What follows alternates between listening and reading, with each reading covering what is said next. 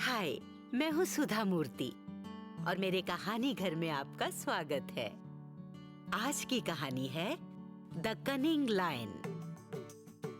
ये कहानी है जंगल के पास बसे एक छोटे से गांव सुंदरपुर की। एक बार की बात है, सुंदरपुर में आया एक अजनबी। बहुत शानदार, किसी राजा की तरह दिखने वाला, और वो साथ उपहार में लाया अनोखे फूल और तरह तरह के फल। सुंदरपुर के सभी लोग उस नौजवान को देखकर प्रभावित थे, जिनमें थी बेला भी।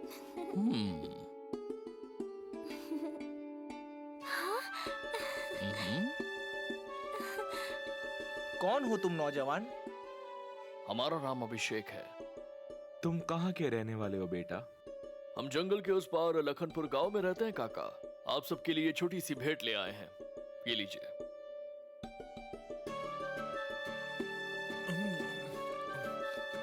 वाह, कितना स्वादिष्ट है ये सेब और कितना मीठा। तुम ये फल कहाँ से लाए अभिषेक? हम जंगल से जा रहे थे, तभी रास्ते में एक फलों का बाग दिखा। हमने उस बाग के फल चखे, बहुत मीठे फल थे वहाँ के। हमने सुंदरपुर गांव का नाम बहुत सुना था, तो सोचा कि आज आके आप सबसे मिल लें और ये मीठे मीठे फल भेंट के तौर पर साथ ले चले। तुम बहुत ही भले और अच्छे आदमी हो अभिषेक।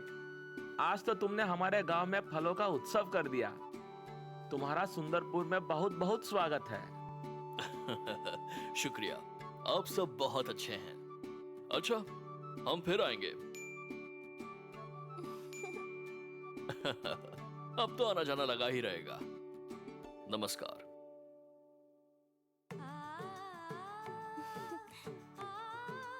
ये अजनबी कितना सुंदर है ना? हाँ, सुनहरा रंग, चमकीले बाल, और देखो तो कैसे शान से चलता बोलता है, जैसे कहीं का राजा हो। बेला, तूने गांव के सारे लड़कों को शादी के लिए मना कर दिया। इसी से शादी कर ले, इससे अच्छा लड़का दूर दूर तक नहीं मिलेगा।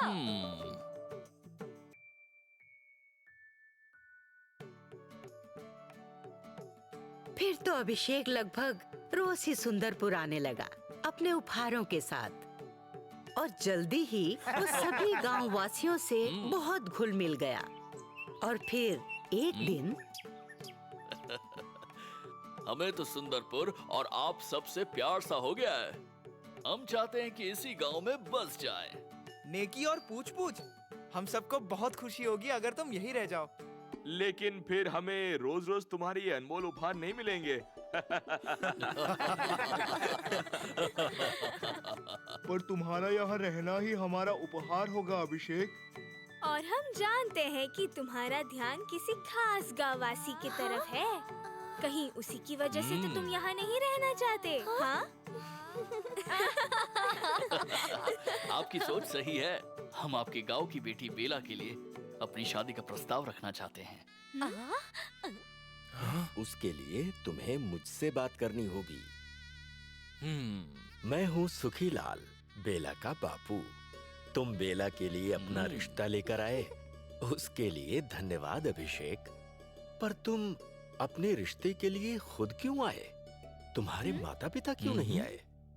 हम बहुत छोटे थे तभी वो गुजर गए। हमारा इस दुनिया में कोई नहीं है।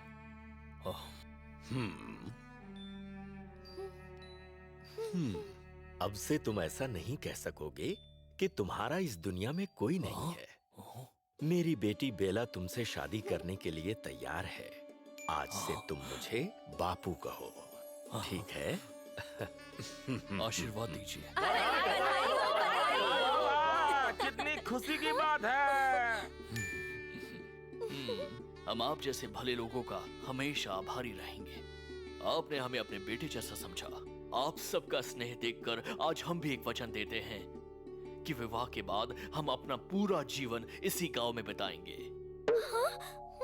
अरे वाह, इस तरह मेरी बेटी भी मुझसे दूर नहीं जाएगी। ऐसा करो, कुछ दिन तुम हमारे मेहमान बनकर रहो अभिषेक। फिर शादी के बाद सुंदरपुर में ही तुम और बेला अपना नया घर बसा लेना। धन्यवाद बापू। हमें कुछ सामान भी लाना है अपने गांव से, तो हम आते जाते रहेंगे, ठीक है? और इस तरह अभिषेक और बेला की शादी तय हो गई।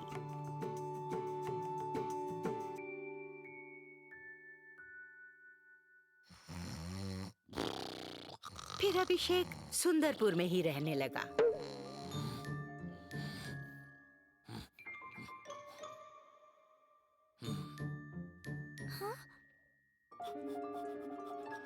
पर हर दूसरी रात वो जंगल की ओर चला जाता और सुबह सुबह गांव वालों के लिए रसीले फलों और सुंदर फूलों का उपहार ले आता। सभी गांव वाले अभिषेक से बहुत खुश थे, लेकिन एक इंसान को अभिषेक पर शक हो चला था। ये अभिषेक रात को कहाँ चला जाता है और सुबह सुबह वापस भी लौट आता है फूलों और फलों के उपहार के साथ। रातों रात ये फल फूल इकट्ठा करता कैसे है और क्यों? ये पता लगाना ही पड़ेगा, वरना जीवन भर पछताना पड़ेगा। तो बेला अभिषेक के पीछे पीछे चल पड़ी। अभिषेक तेजी से जंगल में जा रहा था। बेला भी वहीं की पली बड़ी लड़की थी, तो वो भी तेजी से उसका पीछा करने लगी। अभिषेक जंगल के बीचों बीच आकर रुक गया।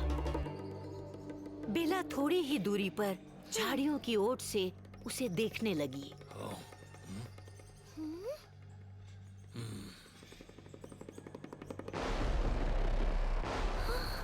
हम नहीं खाते घास फूस, नहीं खाते आम और बेर। हम हैं इस जंगल के राजा, हम हैं बब्बर शेर।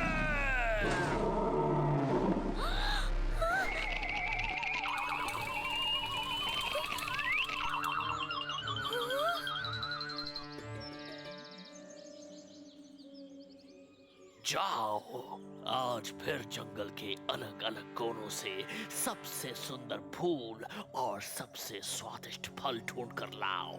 मीठे आम लाओ, खट्टे मीठे अंगूर लाओ, सबसे बड़े पेड़ के सेब लाओ, गोल मटोल बेर और ताजा शहद लाओ। जाओ, जल्दी जाओ।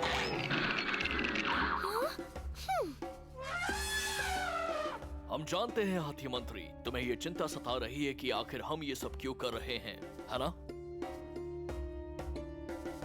हम ऐसा इसलिए कर रहे हैं ताकि गांव के लोगों को हम पर भरोसा हो जाए, उन्हें हमारे उपहारों की आदत हो जाए और वो भी जंगल के इन सब पशु पक्षियों की तरह हमारे गुलाम बन जाए। बस हमारी उस बेवकूफ लड़की बेला से शादी हो जाए, तब हम दिखाएंगे उन्हें अपना असली रूप और बन जाएंगे सुंदरपुर के राजा। उसके बाद वो तंदुरुस्त गांववासी होंगे हमारा भोजन।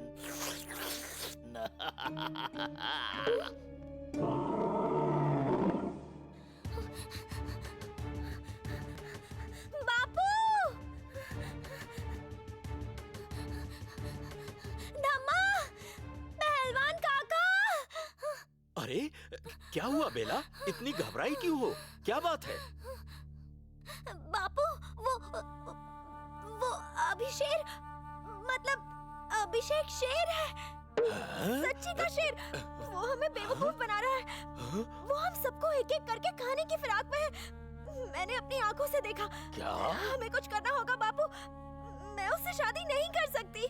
ये सब क्या कह रही हो बेला बेटी? बेला बेटा, जरूर तुमने कोई बुरा सपना देखा होगा। नहीं बापू, मैं तुम्हारे सर की कसम खाकर कहती हूँ, मैं जो भी कह रही हूँ वो सब सच है। और फिर बेला ने उन्हें पूरी घटना सच सच बता दी। आओ मेरे साथ। चलो चलो।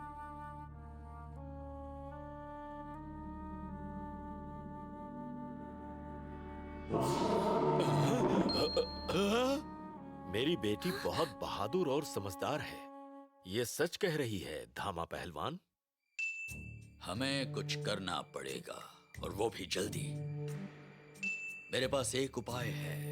आज रात को फैसला हो जाएगा, या तो ये पकड़ा जाएगा या हमेशा हमेशा के लिए भाग जाएगा।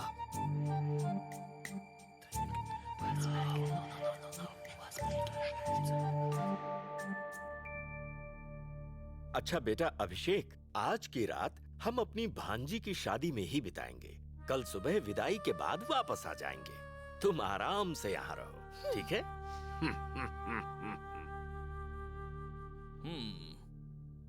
अच्छा हुआ चले गए। रात भर इन गंदे मनुष्य के रूप में नहीं रहना पड़ेगा। एक रात तो हम आराम से अपने असली रूप में रह सकते हैं। किसी को क्या पता चलेगा?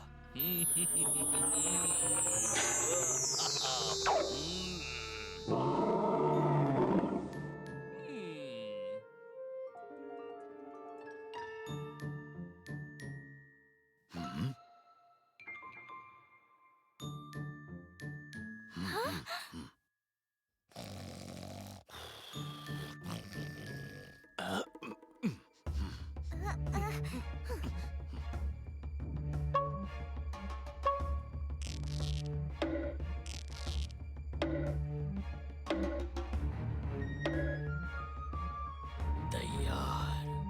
हाँ। 1, 2, 3। ओ शेर के बच्चे, बाहर निकल। ये कौन बोला? बाहर निकल।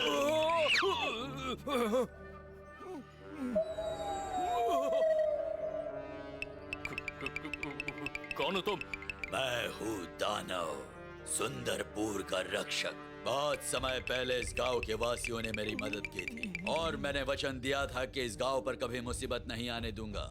मैंने जंगल में उड़ती हुई खबर सुनी है कि तुम इस गांव को नुकसान पहुंचाना चाहते हो। सावधान धूर्त शेर, इस गांव के एक बच्चे का बाल भी बांका किया तो मैं तुम्हें कच्चा चबा जाऊंगा। अरे बाप रे, इतना बड़ा राक्षस दानव, इससे तो हम लड़ भी नहीं सकते। ये तो हमें इस गांव का राजा नहीं बनने देगा। इससे अच्छे तो हम जंगल के राजा ही सही है।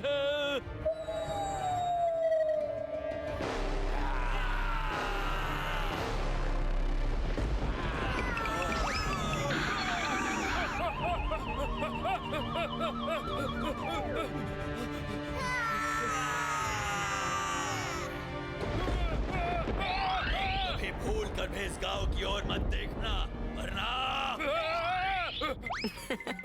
धूर्त शेर दुम दबाकर और जान बचाकर भाग निकला। बेला, सुखीलाल और धामा पहलवान खुशी से नाचने लगे। बेटी, तुम्हारी हिम्मत और सूझबूझ ने सारे गांव वालों को बचा लिया। मुझे तुम पर गर्व है। अगले दिन जब गांव वालों को अभिषेक की सच्चाई पता चली तो उन्होंने भी दांतों तले उंगलियां दबा ली। तो बताओ, इस कहानी से हमने क्या सीखा? उपहारों के लालच में कभी नहीं फंसना। मुश्किल वक्त में हमेशा अपनी अक्ल और हिम्मत का इस्तेमाल करना। याद रखोगे ना? अब अपनी सुधा आंटी को बाय बाय कहो।